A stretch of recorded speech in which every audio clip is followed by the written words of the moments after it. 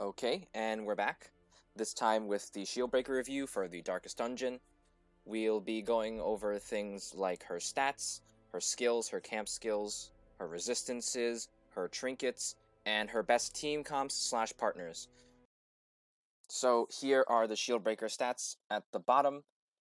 We've got that extracted from this line exactly.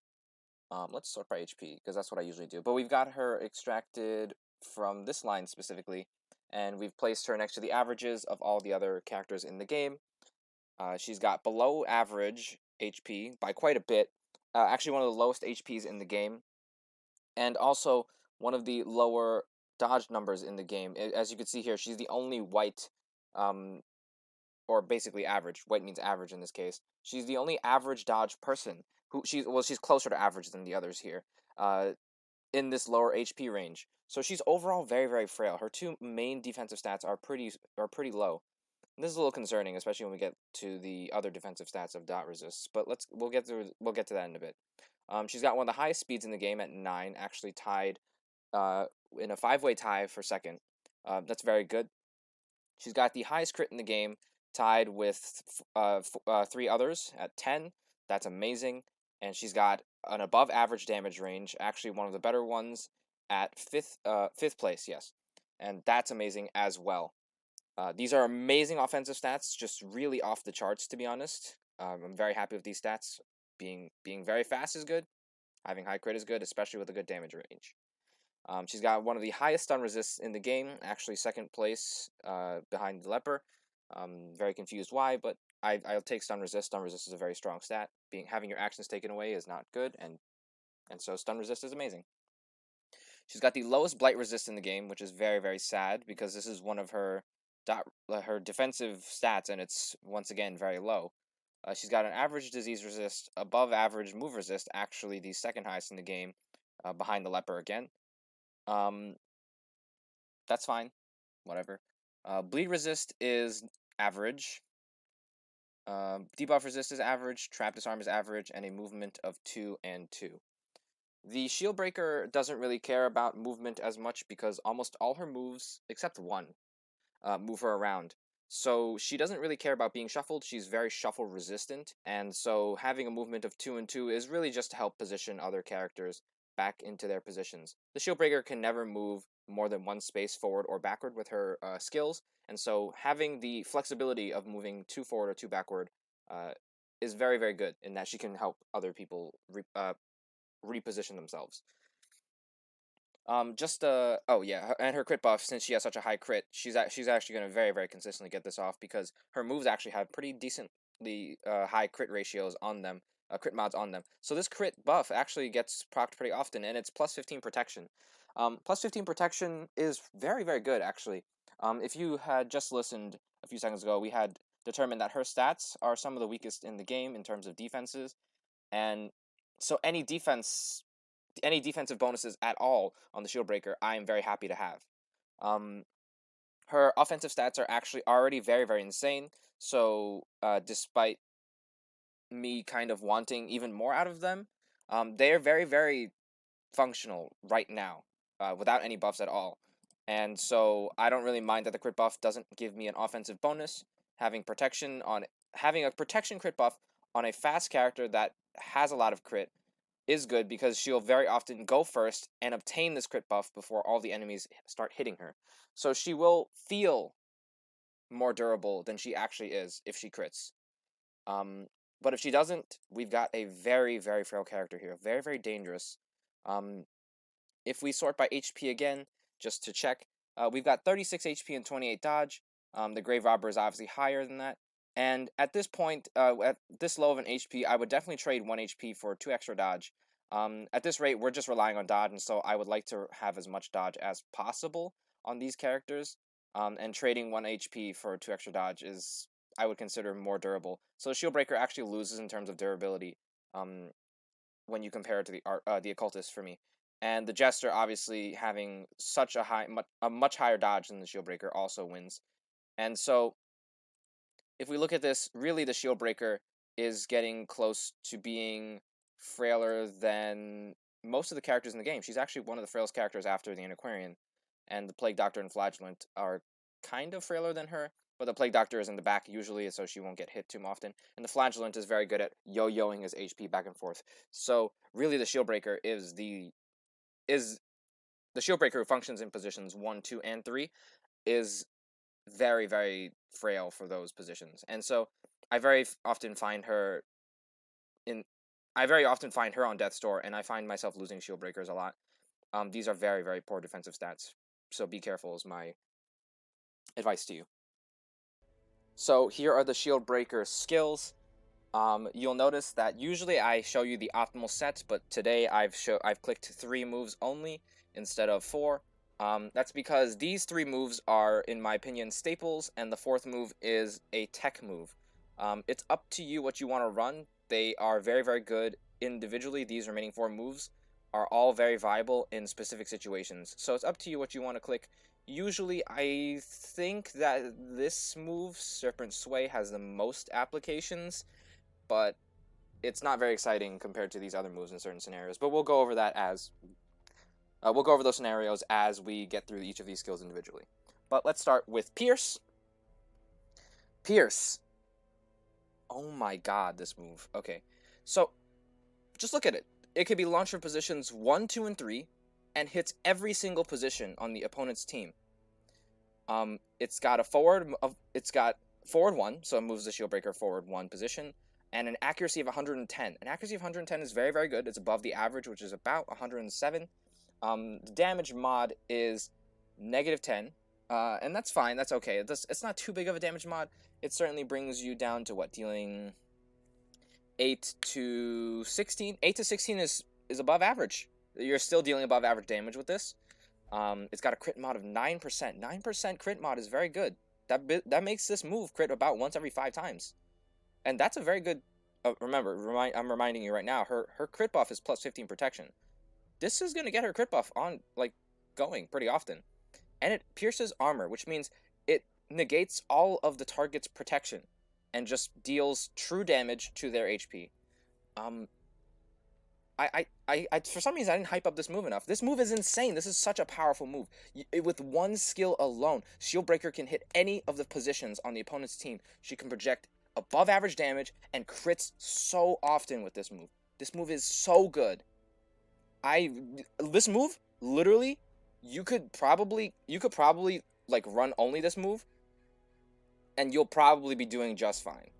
But since we have 4 move slots, we should probably run other moves, right? Just in case we would find ourselves in a position where clicking these moves might be better.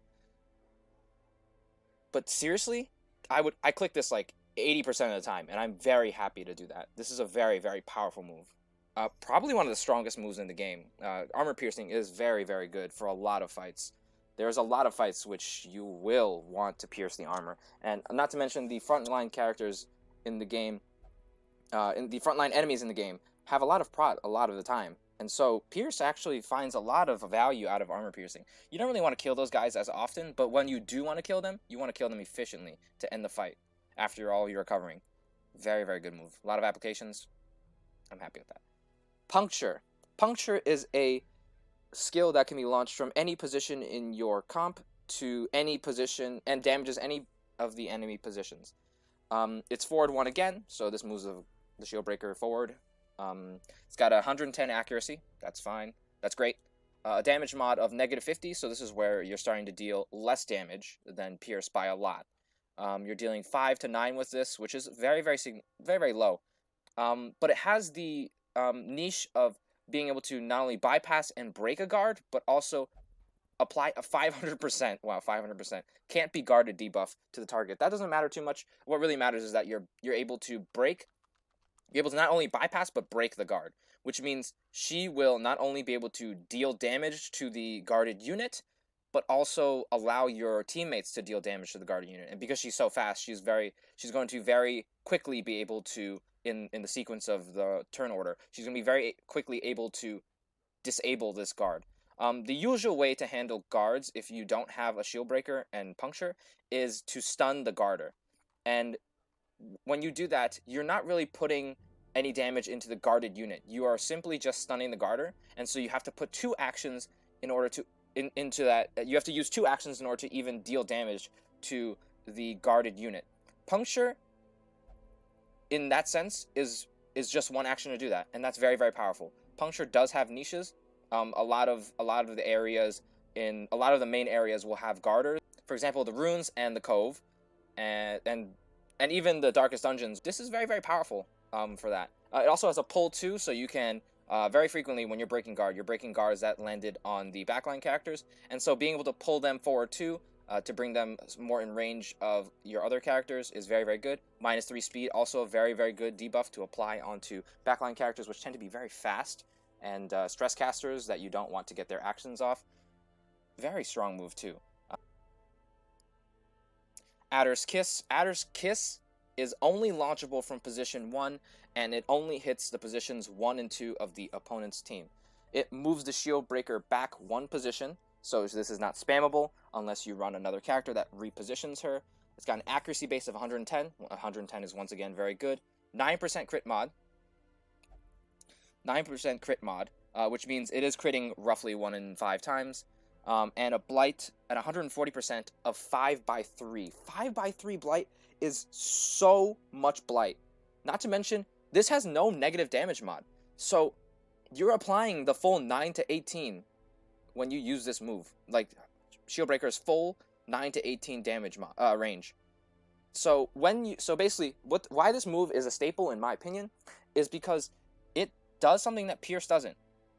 When you are attacking a character that has no protection at all in positions 1 and 2, Adder's Kiss is so much better than Pierce. It not only applies the full damage mod, the full damage range, but also gives you that blight, and that is insane. That blight is really, really good too, because the best blight character in the game is the Plague Doctor, and her best blight for the front line is 7 times 3, 5 times 3. And the Plague Doctor doesn't do any damage up front. So, really, Adder's Kiss, 5x3, being able to deal at least 9 damage, is essentially like 8x3. But really, you're getting a lot of damage up front, which is great. I like my damage more up front than backloaded in terms of dots. And so, Adder's Kiss, I would say, is a lot better than Noxious Blast from the Plague Doctor. Yeah. That's insane. When you could be a lot better than than the best Blighter's move, main Blight move for the front line. This move is crazy. Why does this move exist? I have no clue.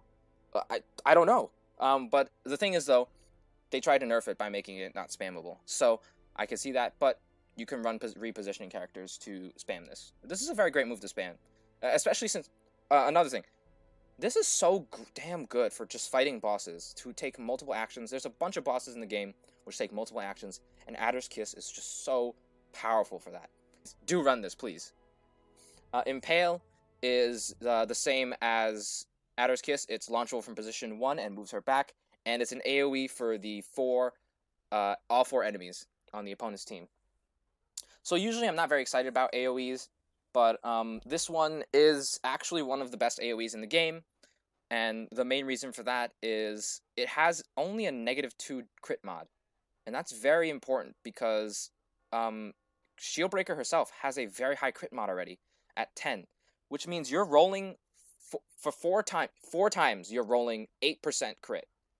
Oh, by the way, this move has 110 accuracy, so it rolls 110 across each of the individual 4 characters you're targeting, and a negative damage mod of 60, a -60 damage mod. So the move itself does very little upfront damage. It's not very exciting in terms of damage dealing. But the crit mod itself is very helpful in not only applying the crit buff to the Shieldbreaker, for fishing for that crit buff, but also for fishing for stress heals. This is very good. This is a nice move for that. You probably won't be opening with this, so you might not be rolling actually 4 times to either stress heal yourself or apply a protection buff, but you'll be rolling maybe 2 or 3 times for this, and that's pretty nice.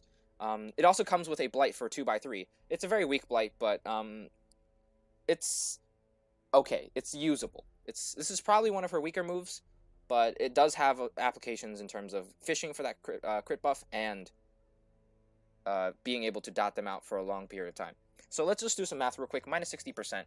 is what? 4, 8. So 4 to 8. You're dealing 4 to 8 and applying a 2/3 blight. So you're dealing 6 to 10 on the first turn. 6 to 10 on the first turn is pretty below average, yeah.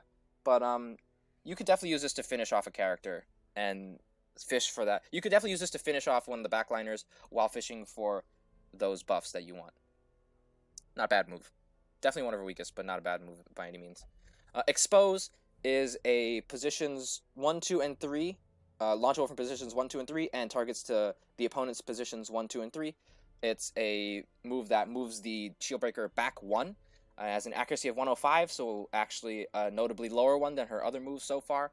A damage mod of -40%, and a crit mod of 6.5%. 6.5% brings her up to critting once every 6 times. A little less consistent, but it's okay. The damage mod is decently heavy, but it does have bypass stealth. And bypass stealth is not too exciting of a mechanic to me, bypass and D-stealth.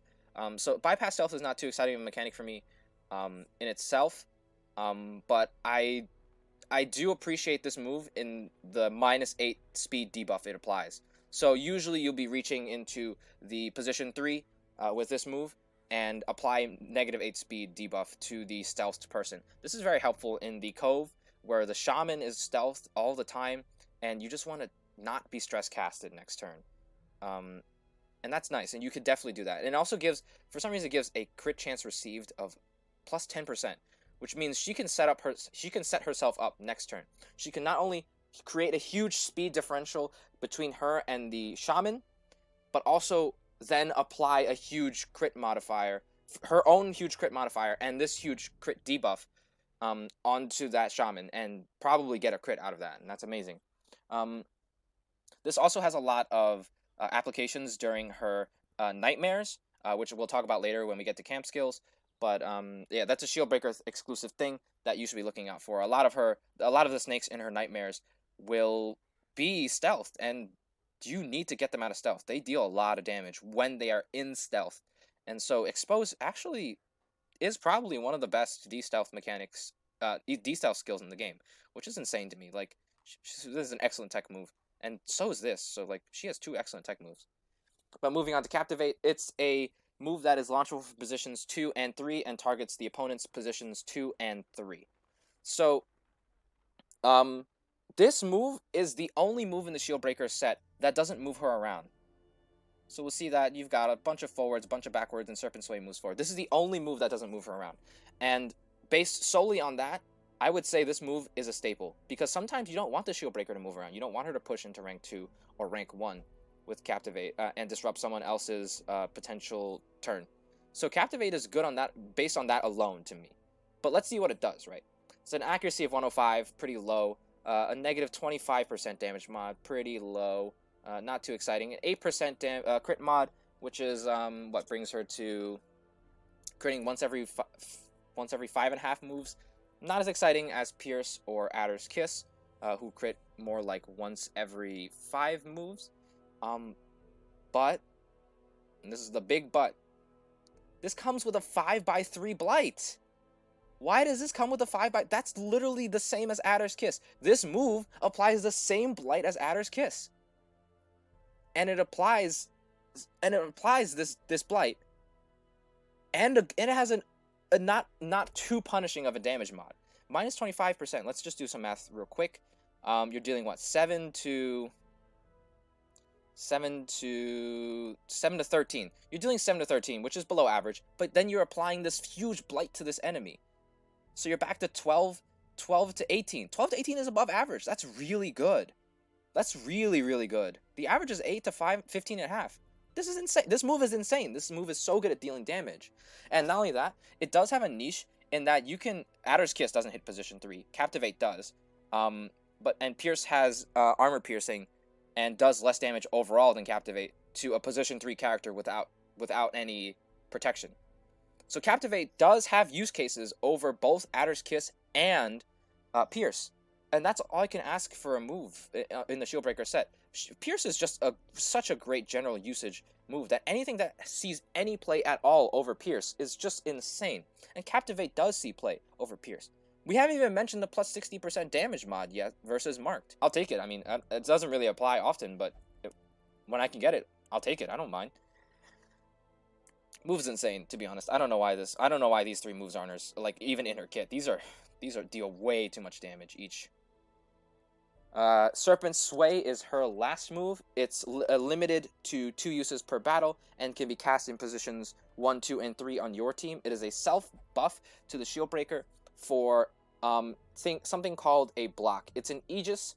It's an Aegis, which is the same buff that her scales grant. It essentially blocks all of the damage that is incoming from a single move. Each of these blocks. So using this move will block two attempts at damaging the Shieldbreaker.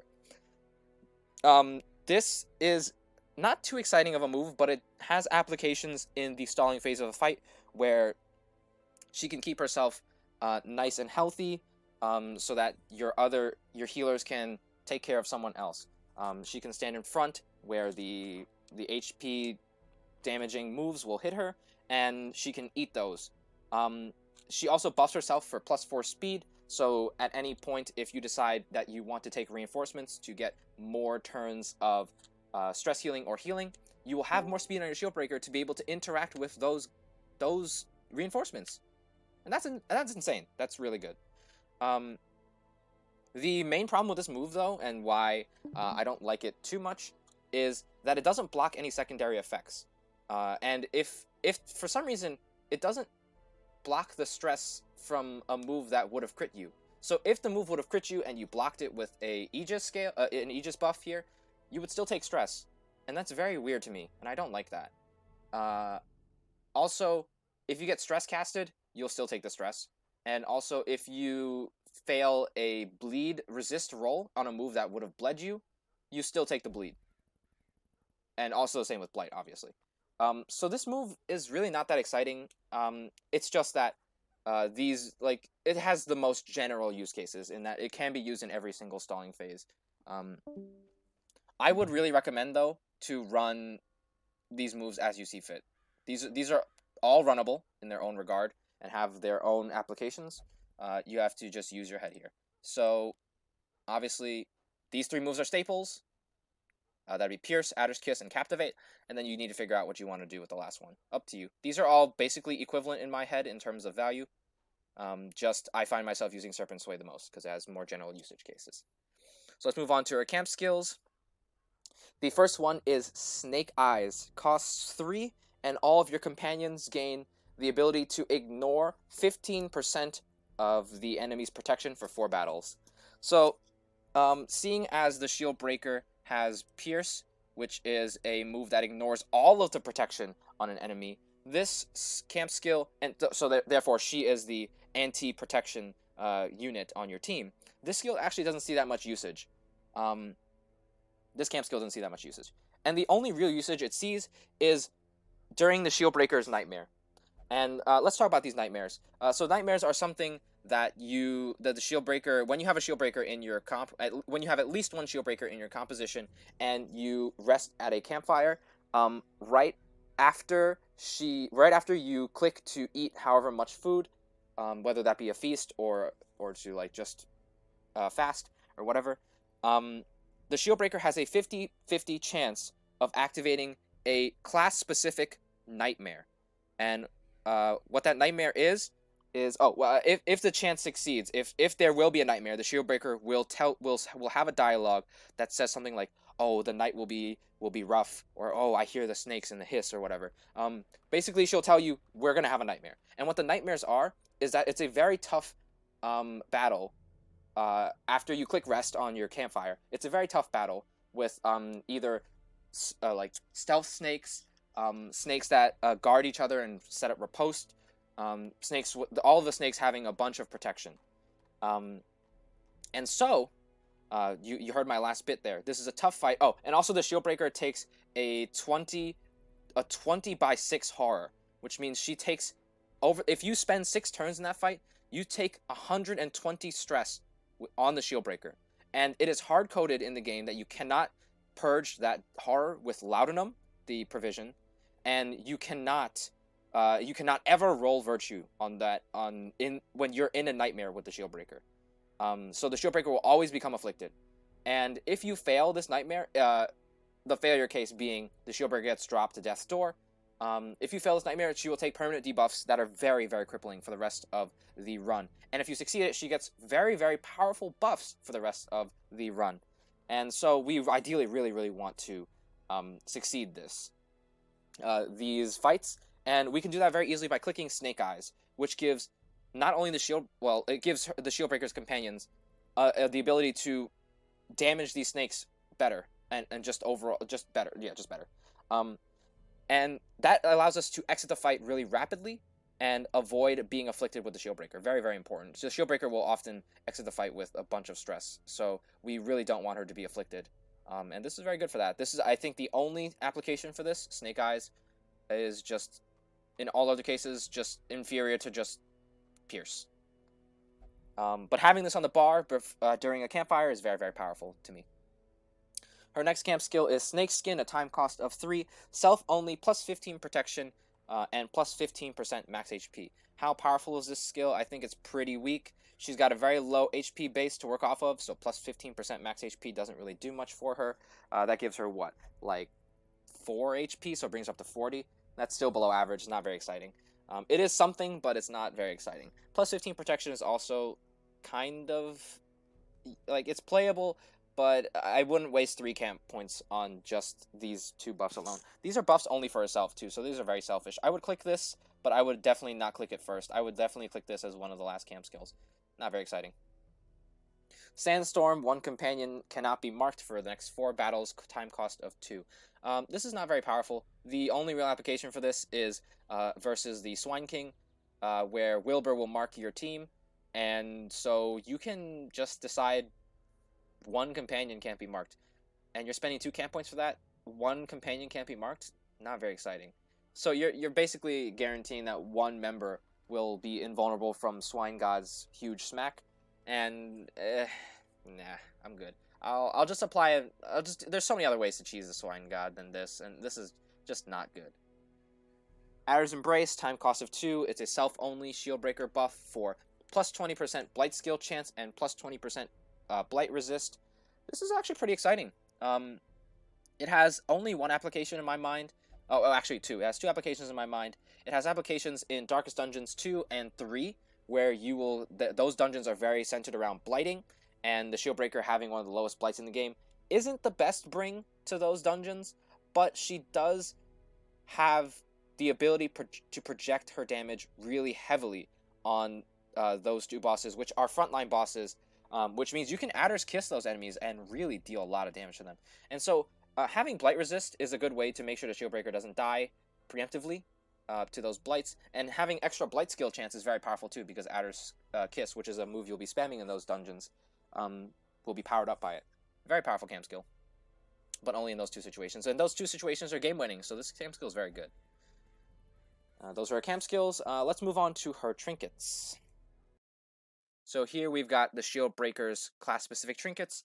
These are very special in that you have to defeat her nightmares in order to obtain. This is the 1st, 2nd, 3rd, 4th, 5th, up to the 7th nightmare. The 7th nightmare will grant you these, and we'll talk about them as we go. But really, the most, and these are all her class trinkets, so you can only get her class trinkets by defeating her nightmares, and they are unique.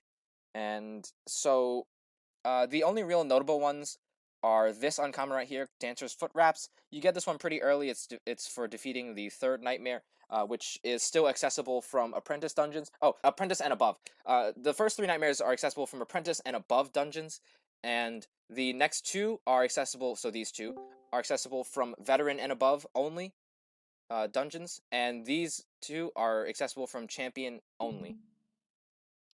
dungeons only. So this is actually a trinket you'll be getting decently early, and plus 2 speed on the Shieldbreaker. That's sweet. Plus 2 speed is a very strong stat to be buffing, and Shieldbreaker for some reason has very low speed in the early game, notably low.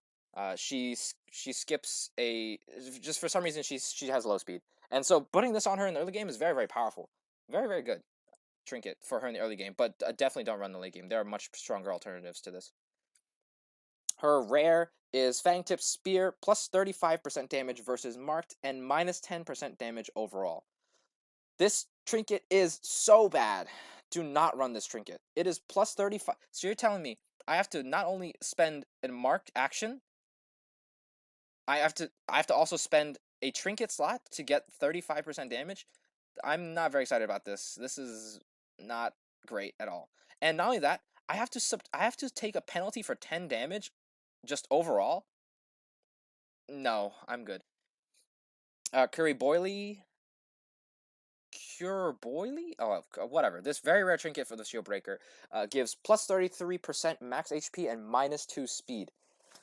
Plus 33% max HP is huge. That is a large number. It's the largest number in the game in terms of just plus max HP bonus. And it gives a really respectably large amount of HP to the Shieldbreaker. It gives 13 about HP to the Shieldbreaker, which brings her up to like 51 HP. So she's a really above average HP character with this trinket. The issue is that it gives her minus 2 speed along the way, which turns her into just a slow damage dealer. Slow damage dealers do not excite me, and slow damage dealers that don't have any offensive buffs from their trinkets and quirks don't excite me at all. This trinket just doesn't really do what the Shieldbreaker does best. It's very powerful. I will give it props for having huge numbers, but I don't find synergy with this and the Shieldbreaker. I don't really run this trinket often, and I don't recommend you do it either. Her 6th and 7th trinket are her Crimson Court trinkets. Obsidian Dagger, plus 40% debuff skill chance, plus 40% blight skill chance. So this is a shout out to her Expose, Puncture, and her Adder's Kiss, Impale, and Captivate. Those are 5 of her moves. 5 of her 7 moves are buffed by this trinket alone. That's pretty good. It's not that exciting because debuff skill chance isn't that exciting. But plus 40% blight skill chance is pretty cool. It's not too strong of a trinket, but when we evaluate Crimson Core trinkets, we have to look at both of the effects and also the set effect to see how good it is. Plus 50% blight resist is amazing. Plus 50% blight resist is amazing. That's all I have to say for it. In Darkest Dungeon 2 and Darkest Dungeon 3, you will be taking blights, and the Shieldbreaker with such a low blight resist would love to have this huge blight resist on her. That's amazing. I love that. Minus 10 stress, also nice to have. This doesn't give her any offensive power, but the Darkest Dungeons do. They can be defensively trinketed against very effectively. So this is a good trinket. This is just a good trinket. This is very powerful. This is very comparable to some of the Ancestors trinkets in the game, like Ancestors Mustache Cream. That's if you're comparable to an Ancestors trinket in terms of power level, you've got to be a good trinket. And this standalone is a pretty good trinket. If you put them together, though, you get plus 15% max HP on the Shieldbreaker, plus 10% protection, and you get the Can't Be Guarded. So Can't Be Guarded is the killer for this set bonus for Darkest Dungeon 2, because you'll be running 2 trinkets on her, and neither of them are the Revelation Torch, and you cannot be guarded. Do not run both of these together in Darkest Dungeon 2. You can run just this, and then a torch on the side, and that's pretty good. You can run in Darkest Dungeon 3. I would still just run this, to be honest, and we can make do with a better damaging trinket than just Splight's skill chance. I'm not very excited about Sitting Dagger, but Severed Hand is nice, and so the set effect isn't that amazing to me. It's also just giving her not offensive stats and kind of stats she doesn't really care too much about in terms of trinketing. So overall, Severed Hand is just pretty nice, and Obsidian Dagger is usable depending on how you feel. Let's move on to her team comps. Oh, what other trinkets do I suggest for her? Ancestor's Candle, Crescendo Box, Focus Ring, all works. Like, accuracy on her doesn't matter too much, so I would just really give her like things more oriented toward damage, so like Dismiss's Head. We try and stay away from Dismiss's Head because she does have low HP already, so we could try going for Legendary Bracer instead. We get a subtraction on speed there, not too exciting. We can try Eldritch Slayer's Ring, Beast Slayer's Ring, depending on what dungeon you want to go for. Anything of that. Just give her some kind of damage-oriented stuff. So Shieldbreaker is pretty flexible for being able to go into positions 1, 2, and 3. I think her most optimal position is to start in, because she moves around so much, is position 2. From position 2, you have access to two very good moves in Captivate and Pierce. If you look at the fight and you think you want to Adder's Kiss, you're going to want to Pierce and then set up for Adder's Kiss. If you look at the fight and it looks like you want to Captivate the position 3 character, because they have no protection, you're going to want to Captivate the position 3 character because they have no protection, over Pierce. Obviously, we can Pierce into that back line, set up for Adder's Kiss at the same time, but it's up to you, and I think this is just her most flexible position. So she's very flexible in that she can be in any of these 3 positions, so the range of characters that you run with her are pretty wide. She's just damage, and damage is always good, right? So what goes well with damage? Obviously, we want to keep our damage alive, so we want either a Occultist or a Vestal, so Vestal obviously in rank 4, specifically just in case we run Expose or some other move that backs her up. Expose is the only one that you can cast from rank 2. In case you want to run Expose on her, if she backs up, we would like the Vestal to not be pushed into position 2. It's just a thing to keep in mind. The Occultist would obviously be in position 1. He works in positions 1 and 2. So the Shieldbreaker doesn't really care about dancing around the Occultist. The Occultist loves dancing with the Shieldbreaker. Other comps that you can... Okay, so let's build off... Okay, well, first of all, with the Occultist, you can start to try to abuse the mark, but I'm not too excited about that. What do we need with this comp? We have a Stunner, we have a Healer, we have a Damage Dealer. We need an Off Healer to work with the Occultist. We think Arbalist right away. We could think Plague Doctor right away. Let's build off Plague Doctor, and now what are we missing? We're missing just another form of damage, so we can run actually a Dancing Core with Shieldbreaker and Crusader. They dance pretty well because they have a huge speed differential, so this is nice. We can also attempt a comp where we move the Grave Robber in instead, and now we have 2 Blighters and a Grave Robber, so she can make use of her Blight bonus for Lunge while we're doing this. And that's pretty nice. You might find yourself having the Occultist be in position 3 by accident, so that's a Lunge, and we Pierce, and then we Lunge forward again, and then we Pierce again. So we actually have our position 1 and 2 Occultist in position 3. He still has access to most of his moves here, so it's not too big of a deal, but he does lose access to a stun. But after you've lunged twice and pierced twice, you probably killed all of the stress casters on the team, so your stuns are not going to be as important. So this team is still very, very good. How does it work? Okay. You can also... I mean, honestly, you can really do anything you want, because Shieldbreaker can also be in position 1. If you have position 2 locked characters, like the Abomination, and like we could just throw a comp really quickly together, maybe something that looks like this. Jesters are pretty notable for their combination with Shieldbreakers, because Shieldbreakers, they get stressed by their nightmares a lot, and so it's not very, like, it's pretty good to have a Jester on the team to stress heal her after her nightmare or stuff like that. Of special mention, though, is if you run this comp, you're really forcing yourself to not run Adder's Kiss or Captivate, because you don't really want to end up in position 2 that often. So you're really going to be spamming a lot of Pierce, Puncture, and Serpent Sway with this kind of comp. You can have Adder's Kiss and Captivate on this set for the tough fights where you will be transforming Abomination and probably can't afford to have it in position 1.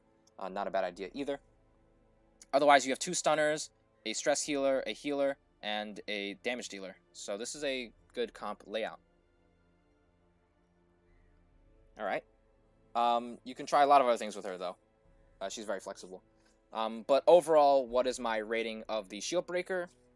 The Shieldbreaker has really frail stats. Really frail stats. You're going to want to give her a lot of healing attention. Make sure she doesn't drop too low, because she can get crit down to Death's Door, and that's pretty bad. She get crit down to Death's Door pretty easily, and that's pretty bad. She's got poor dot resist, so I mean she can also get dotted on after getting crit to Death's Door, and that's really bad. That's really bad, because she's decently fast, and so she'll outspeed both of your healers, both of your main healers, which is between the Occultist and the Vestal.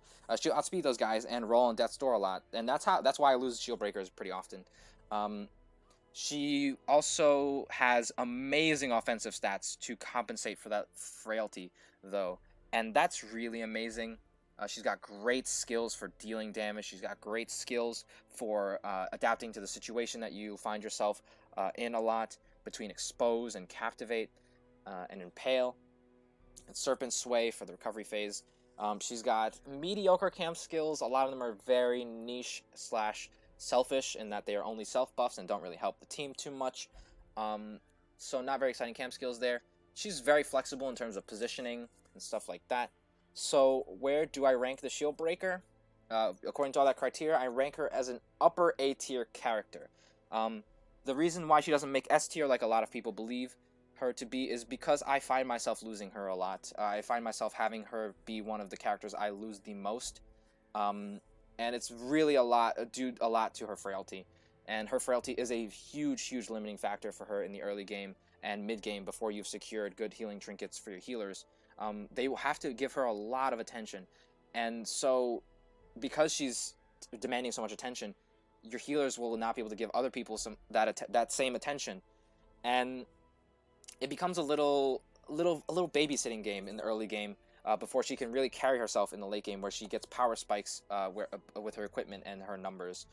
But in the late game, that power spike that she received, and being a little bulkier and having good healing trinkets, with all of those things, she is a powerhouse. She is one of the strongest damage dealers. Honestly, I would say she's the second best damage dealer after the Highwayman, who is only able to best her because sometimes he takes random actions in the middle of the opponent's turn. And honestly, if you're telling me that someone has to take 2 or 3 actions in order to beat the Shieldbreaker is pretty damn good in terms of damage dealing. That would be the conclusion of our Shieldbreaker review. Thank you for watching.